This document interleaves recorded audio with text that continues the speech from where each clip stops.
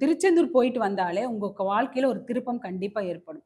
நீங்க வந்து எவ்வளோ கீழ்நிலையில இருந்தாலும் மேல்நிலைக்கு வந்துடுவீங்க. காரணம் என்னன்னா, கீழ போகையில இறங்கி போறோம். ஆமாங்க. சாமி கும்பிட்டு மேல வரயில மேல ஏறி வரோம். ஏறுமுகமா வர்றோம். சரிங்களா?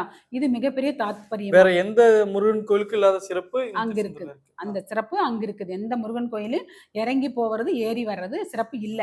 இவருடைய ஸ்தலம் வந்து கடல ஒட்டி இருக்குது. இருந்தாலும் எத்தன சுனாமி வந்தாலும் முருகர்கிட்ட தண்ணி வரவே இல்ல. ம். கடல் உள்வாங்க மட்டும் தான் செய்யும், வெளி வராது. ம். அப்போ இவர்கிட்ட கும்பிட்டு நம்ம மேல வரும்போது ஏறுமுகமா மேல வர்றோம். சரிங்களா? வரும்போது அங்க வந்து அந்த திருச்செந்தூர் போயிட்டு வந்தாலே உங்க வாழ்க்கையில ஒரு திருப்பம், ம். கண்டிப்பா ஒரு திருப்பம் ஏற்படும். நெறைய பேருக்கு சொல்லி அவங்க போயிட்டு வந்து நெறைய சக்சஸ் வந்திருக்குது அவங்களுக்கு, நடந்திருக்குது.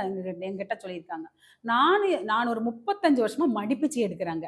ம். அங்க போனதையும் சாமி கும்பிடுவேன். சாமி கும்பிட்டு வெளிய வந்ததையும், இப்ப மடி ஏந்தி இப்படி எல்லாத்துக்கிட்டயும் கேட்டு மடிப்பிச்சை வாங்குவேன்.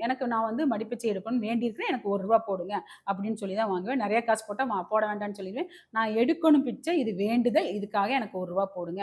அப்படி சொல்லி தான் நான் கேட்பேன். நான் மடிப்பிச்சை எடுத்து அந்த வர்ற காச நானு அங்க இருக்கிற தயிர் சோறு வாங்கி சாப்பிட்டு, சாதுகளுக்கு ஏதாவது மிச்சம் இருந்ததுன்னா சாப்பாடு வாங்கி குடுப்பேன். ம். இந்த மாரி நான் ஒரு 35 வருஷமா மடிப்பிச்சை எடுத்துட்டு இருக்கிறேன்.